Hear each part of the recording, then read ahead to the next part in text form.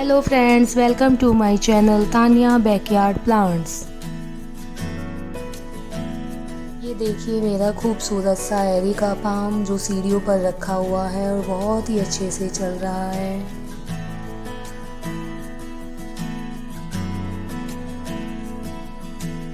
आज मैं आपको एरिका पाम को लेकर कुछ टिप्स बताऊंगी। एरिका पाम में भी कई वैरायटियां होती हैं, जो कि मेरे पास सारी वैरायटी हैं। एक बहुत छोटी वैरायटी होती है जिसे आप बहुत छोटे से पॉट में भी लगा सकते हैं, और एक एरिका पाम होता है बहुत, उसकी लंबाई 5 से 6 फीट की होती है, और एक होता है बांस की तरह दिखने वाला एरिका पाम। ये सभी वैरायटी मेरे पास है, और सबसे अच्छी बात है कि ये इंडोर प्लांट है। के पाम की जो ब्यूटी है वो कमरे को बहुत सुंदर बना देती है। ये बेस्ट इंडोर प्लांट है। अगर आपका एरिका पाम की लीफ येलो हो रही हो, या नई लीफ नहीं निकल पा रही हो, या वो घना सा नहीं दिखाई दे रहा हो, तो आज मैं इसको लेकर कुछ टिप्स बताऊंगी। अगर आपके एरिका पाम की लीफ येलो हो रही है, या नई लीफ नहीं निकल पा रही है, या वो सूख रहा है, नई ग्रोथ नहीं निकल पा रही है, तो इसका कारण ओवर वाटरिंग भी हो सकता है। एरिका पाम को ओवर वाटरिंग बिल्कुल पसंद नहीं है।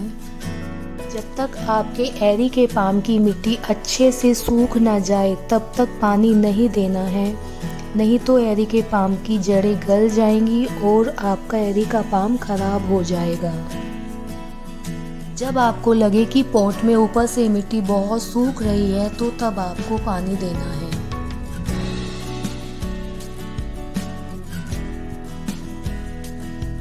अब बात करते हैं सेकंड टिप्स की। एरिका पाम कम सनलाइट को पसंद करता है, लेकिन डायरेक्ट सनलाइट इसको बिल्कुल पसंद नहीं है। तेज़ धूप में ये पाम जल जाता है और ख़राब हो जाता है, इसलिए आप इसे तेज़ सनलाइट से बचाएं। जितना खूबसूरत ये पौधा है, ज़रूरी नहीं है कि खूबसूरत पौधों की बहुत ज़्यादा केयर या देखभाल होती है, बिल्कुल नहीं।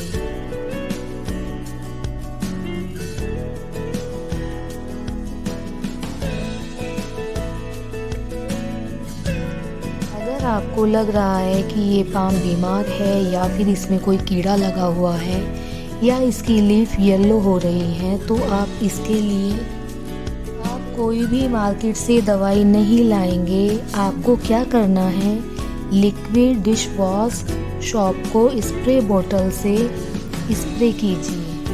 आपको दिन में 1-2 बार स्प्रे नहीं करना है, 3-4 बार स्प्रे कीजिए, और ये आपके पाम की बीमारी जल्दी ख़त्म हो जाएगी और आपका एरिका पाम खराब होने से बच जाएगा। आपने देखा होगा, जब हम नर्सरी से एरिका पाम लेकर आते हैं तो उसमें 1-2 पाम ही होते हैं, किसी में 3-4 निकले हुए होते हैं। जब हम अपने पॉट में लगाते हैं और अच्छे से केयर करते हैं, सभी बातों का ध्यान रखते हुए, तो हमारा एरिका पाम कितने अच्छे से चलता है और हरा भरा हो जाता है।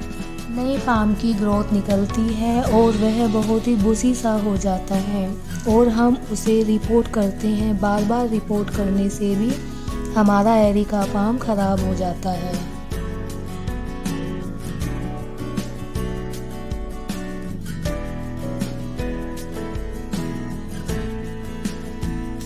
जब हम एरिका पाम को नर्सरी से लेकर आए तो हमें इस बात का ध्यान रखना चाहिए कि कम से कम 13 से 15 इंच का पॉट होना चाहिए, जिसमें हम अपना पाम लगाएंगे। कम से कम ये 4-5 साल के लिए लगा रहने दें, क्योंकि एरिका पाम को जल्दी जल्दी रिपोर्ट नहीं करना चाहिए।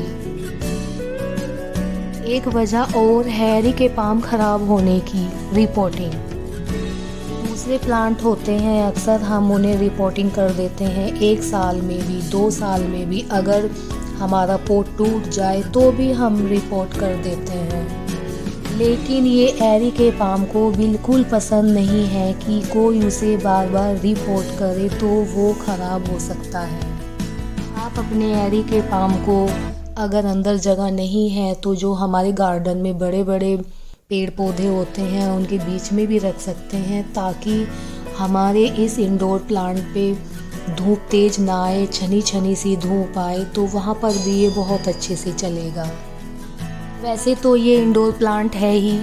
मेरे पास फ़िलहाल 4 एरी के पाम हैं जो मैंने एक को बालकनी में रखा हुआ है अपने बैकयार्ड में, जहाँ धूप बिल्कुल नहीं आती है। उसका कलर भी मैं आपको नेक्स्ट वीडियो में दिखाऊंगी। और जो मेरी फ्रंट बालकनी है जहाँ तेज़ धूप आती है, उसका भी कलर मैं आपको दिखाऊंगी। वो ग्रीन नहीं है, येलो येलो सा है। और जो मेरे रूम में रखे हुए हैं एरी के पाम आप देख रहे हैं, उनमें देखो कितनी शाइन है, वो कितने ग्रीन है और कितने अच्छे से उनकी ग्रोथ चल रही है। एरी के पाम की सॉइल कैसी होनी चाहिए ये भी मैं आपको नेक्स्ट वीडियो में बताऊंगी। अगर इस वीडियो में बताती हूँ तो ये वीडियो बहुत लंबी हो जाएगी।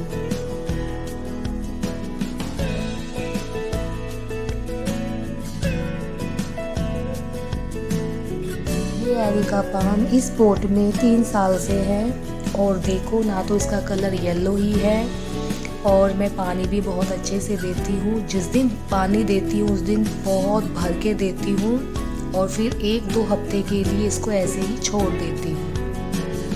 एरी के पाम को ज़्यादा केयर की ज़रूरत नहीं है। ज़रूरी नहीं है कि उसे बार बार फर्टिलाइज़र की ज़रूरत पड़े, नहीं, उसे बार बार फर्टिलाइज़र की ज़रूरत भी नहीं है।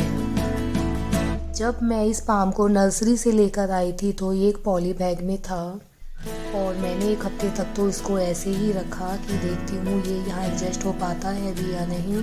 फिर मैंने इसे 1 हफ्ते तक रूम में ही रखा था तो ये बहुत अच्छे से चलता रहा। फिर मैंने जब इसे दूसरे पॉट में शिफ्ट किया था तो नॉर्मल सॉइल बनाई थी जिसमें कि बस गोबर की खाद थी और ये आज बहुत अच्छे से चल रहा है। Okay friends, bye.